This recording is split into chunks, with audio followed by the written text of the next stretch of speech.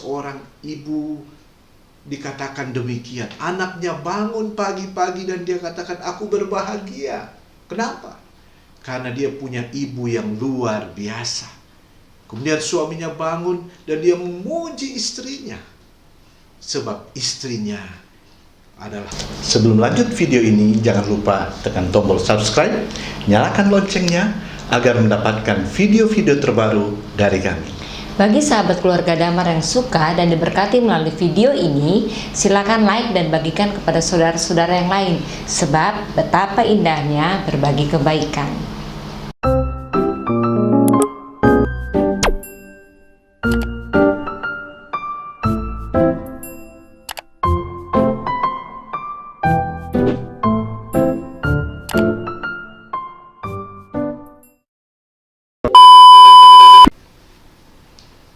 Shalom Aleichem, senang bisa menjumpai sahabat keluarga Damar. Apa kabarnya sahabat keluarga Damar? Doa dan harapan kami, sahabat keluarga Damar dalam keadaan sehat selalu dan senantiasa di dalam perlindungan Tuhan. Saat ini kita masih berbicara tentang bagaimana rahasia kebahagiaan keluarga Kristen bagian kedua. Sebab kemarin kita masih bicara tentang rahasia kebahagiaan Kristen, keluarga Kristen bagian pertama. Itu berbicara tentang kesadaran akan tanggung jawab dari setiap anggota keluarga. Tapi kita bicara tentang tanggung jawab seorang bapak atau seorang ayah. Dan saat ini kita bicara tentang tanggung jawab seorang ibu. Melandasi apa yang ingin saya sampaikan pada saat ini, dari Amsal 31 ayat 28 katakan demikian. Anak-anaknya bangun dan menyebutnya berbahagia, pula suaminya memuji dia. Sahabat keluarga Damar, bagaimana rasanya misalnya seorang ibu dikatakan demikian. Anaknya bangun pagi-pagi dan dia katakan, aku berbahagia. Kenapa? Karena dia punya ibu yang luar biasa. Kemudian suaminya bangun dan dia memuji istrinya. Sebab istrinya adalah istri yang juga luar biasa. Kenapa ibu dan istri yang luar biasa? Karena dia sadar akan tanggung jawabnya sebagai seorang ibu. Dan dia lakukan apa yang menjadi tanggung jawab. Dan berakibat apa, sahabat keluarga Damar? Akibat yang diterima adalah kebahagiaan. Bukankah itu yang kita cari? Nah, oleh karena itu, saat ini saya mau menyampaikan akan tanggung jawab seorang istri. Yang pertama, sahabat keluarga Damar, tanggung jawab seorang istri adalah dia harus sadar bahwa aku seorang istri adalah perawat di rumah saya. Kita bisa bayangkan bagaimana seorang perawat itu. Seorang perawat itu adalah mereka yang memberi waktu, memberi perhatian untuk merawat orang-orang yang mengalami sakit. Nah, demikian juga seorang ibu. Sebagai seorang ibu dia harus sadar, saya adalah seorang perawat untuk anak-anak saya. Juga untuk suami saya, untuk seisi rumah saya. Dengan kesadaran seorang ibu bahwa dia adalah perawat, maka sejak seorang istri pada waktu dia menikah dengan suaminya, mereka masih berdua dan dia mengetahui bahwa dia sudah hamil, disitulah dia mulai merawat tubuhnya, merawat janin yang Tuhan sudah percayakan. Mulai dari dalam kandungan dia sudah rawat, dia sudah urus, mulai sampai kepada proses melahirkan. Itu merupakan bagian tugas dari seorang ibu. Dia mulai merawat bayinya, mulai merawat dia beranjak, bertumbuh, menjadi anak-anak. Ada perhatian. Dia harus melakukan tugasnya. Bahwa seorang ibu adalah seorang perawat yang memastikan anak-anaknya dalam keadaan sehat selalu. Karena apa? Karena ibu memberikan waktu, memberikan perhatian untuk merawat buah hatinya. Apa yang Tuhan percayakan kepada mereka? Seorang ibu melaksanakan tugas, tanggung jawabnya sebagai perawat. Ini penting, sahabat keluarga damai. Sebab kalau para ibu-ibu tidak menyadari bahwa tanggung jawab mereka adalah sebagai seorang perawat di rumah, maka dia tidak akan pernah mengabaikan anak-anaknya. Dia akan memberikan perhatian yang penuh kepada anak-anak. Dia memberikan satu perawatan yang luar biasa untuk anaknya. Sehingga anaknya akan beranjak dewasa. Dan dia bertumbuh semakin hari semakin besar dan dia semakin sehat. Kenapa dia bisa sehat? Karena ada seorang ibu yang menjalankan tugasnya sebagai perawat. Itu tanggung jawab yang pertama. Kita harus sadar para ibu-ibu. Baik, siapapun dia. Ya, dia sebagai ibu, dia harus sadar. Aku seorang perawat. Yang kedua, tanggung jawab yang kedua, seorang ibu. Selain dia harus sadar bahwa dia sebagai seorang perawat di rumahnya, di keluarganya, tetapi tanggung jawab yang kedua yang juga cukup penting, dia harus jadi juru masak bagi anak-anaknya dan juga suaminya. Kalau kita membaca Amsal 31 itu sampai kepada Amsal 31 ayat 28, di mana anak-anak mengatakan dia bangun pagi dan dia menyebut berbahagia, dan suaminya memuji dia. Karena ada sosok ibu, ada sosok istri, ada sosok wanita yang menyiapkan makan minum kepada mereka. Maka seorang ibu, dia harus sadar, dia harus menjadi seorang juru masak di rumahnya.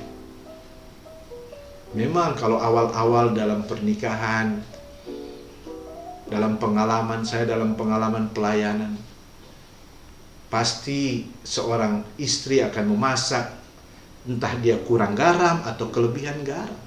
Itu hal yang biasa. Justru dari situ dia terus belajar,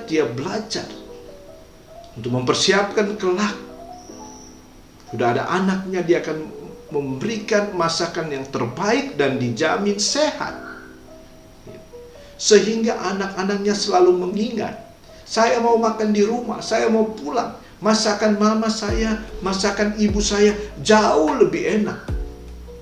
Plus, terjamin kesehatannya. Padahal kalau mau jujur, kalau makan di restoran yang begitu luar biasa jauh lebih enak. Tetapi masakan seorang ibu, masakan seorang istri, itu adalah satu hal yang luar biasa. Sehingga suaminya selalu ingat, saya mau pulang makan di rumah. Begitu juga anak-anak. Dan banyak anak-anak katakan, masakan yang terenak adalah masakan mama saya. Memang dalam zaman seperti sekarang ini, kita tinggal GoFood, kita tinggal pesan online. Boleh saja sekali-sekali, bagi saya itu hal yang wajar sekali-sekali. Tapi kan tidak tiap hari kita seperti itu. Seharusnya lebih banyak kita makan masakan yang dibuat oleh ibu. Terus bagaimana kalau ibu kerja? Nah, kalau ibu kerja, dia harus berusaha untuk mencari solusi. Untuk entah dia harus masak, dia sudah simpan supaya nanti tinggal dipanasin gitu. Memang kurang terlalu segar, tapi dia kerja gitu. Tapi saya percaya anak-anak tetap akan merasa itu masakan yang luar biasa. Sehingga anak akan terus mengenang. Kalau dia sudah beranjak dewasa, dia kuliah, dia pasti akan telepon, mama tolong masakan mama yang enak. Kalau bisa dikirim. Kenapa dia minta gitu? Karena memang dari kecil dia selalu menikmati masakan mamanya. Kalau mau jujur kan, makan mungkin di tempat kosnya, di mana dia kuliah, dia kerja, ada yang enak.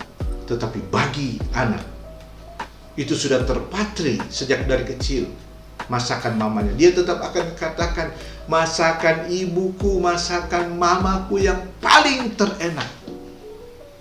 Oleh karena itu, para ibu-ibu, kalau engkau mau keluargamu berbahagia, jadilah juru masak yang luar biasa bagi keluargamu. Untuk ibu-ibu masa kini, mungkin saya tidak tahu masak. Oh, sekarang sudah gampang, tutorial. Bisa saudara ambil di YouTube, lihat cara masak. Saya aja yang laki-laki, kalau saya pengen masak, saya lihat masakan di TV, wah itu enak, saya cari di tutorial YouTube, saya coba masak. Memang tidak seenak mereka, tapi saya sudah cukup puas gitu. Artinya saya saja yang laki-laki bisa berupaya. Maka seorang ibu, seorang wanita, tidak ada alasan untuk saya tidak tahu masak. Engkau harus jadi juru masak bagi keluargamu kalau kau mau berbahagia. Itu yang kedua. Yang ketiga, tanggung jawab seorang ibu bagi keluarganya sehingga keluarga bisa merasa bahagia, seperti di dalam Amsal 31 ayat 28 tadi. Seorang ibu harus berperan sebagai motivator bagi anak-anaknya. Seorang ibu harus memberikan semangat kepada anaknya. Seorang ibu harus memberikan dukungan kepada anak-anaknya. Ingat, setiap perkataan ibu itu memiliki pengaruh, entah dia positif atau negatif. Seharusnya seorang ibu, dia selalu mengeluarkan kata-kata yang menyemangati anak-anaknya, yang memberikan anak-anaknya satu pengharapan, satu kekuatan, satu semangat. Kenapa? Karena ibu selalu menasehati. Kenapa? Umumnya ibu-ibu ada bersama dengan anak-anak. Sehingga ibu-ibu harus memperhatikan hal ini. Jangan lebih banyak menyampaikan hal-hal yang justru tidak bermanfaat, yang tidak menguntungkan bagi anak-anak kita kelak. Saya punya pengalaman, ini pengalaman hidup. Ada seorang ibu, dia katakan, wah anak saya banyak. Terserah dia mau jadi penjahat, dia mau jadi pelacur, dia mau jadi orang yang apapun silakan. Mungkin ibu ini kurang berpendidikan, tapi itu ucapan yang keluar dari seorang ibu. Sahabat keluarga damai, apa yang ibu ini katakan? Berselang beberapa tahun kemudian, apa yang dia katakan itu terjadi. Makanya saya katakan, perkataan seorang ibu memiliki kuasa, apalagi yang dia katakan tentang anaknya. Jagalah ucapanmu, jadilah motivator. Seorang motivator adalah dia menyampaikan sesuatu yang baik, sesuatu yang menguatkan bagi anak-anaknya, sehingga anak-anaknya akan berhasil kelak. Dan mereka melihat figur, waduh, mamaku luar biasa, ibuku luar biasa. Dia selalu memberikan nasihat. Dikala saya mengalami patah semangat, saya putus asa, mama saya selalu mengingatkan, ibu saya selalu memberikan support. Karena sejatinya seorang ibu adalah motivator bagi keluarganya, bagi anak-anaknya, tapi juga bagi suaminya. Suami yang begitu letih, ada masalah di kantor, pulang, ibu-ibu jangan ikut komporin suaminya, tetapi dia harus memberikan semangat kepada suaminya. Jangan juga menyalahkan suami. Jadilah motivator bagi keluarga. Itu yang ketiga. Tanggung jawab yang keempat seorang ibu adalah dia seorang pengajar. Amsal 1 ayat 8 di situ jelas katakan bahwa seorang ibu mengajarkan kebenaran Tuhan kepada anak-anaknya. Maka seorang ibu haruslah terus mengajarkan. Mengajarkan di sini berbicara tentang nilai-nilai kebenaran firman Tuhan itu harus dipraktekkan oleh ibu, sehingga anak-anak mendengar apa yang ibunya sampaikan, tetapi di sisi lain mereka juga melihat bahwa ibunya melakukan apa yang ibunya sampaikan, sehingga itu berdampak bagi anak-anaknya. Seorang ibu yang disampaikan di dalam Amsal 31 ayat 28 itu, dia juga seorang pengajar bagi anak-anaknya. Dia mengajarkan tentang firman Tuhan, tentang perintah Tuhan. Maka mari ibu-ibu Kristen, di dalam keluargamu, jadilah pengajar bagi anak-anakmu. Dimanapun, di rumah bersama dengan anak-anakmu sambil bermain, sambil bergurau, sambil nonton apapun, ajarkanlah terus-menerus firman Tuhan kepada anak-anak.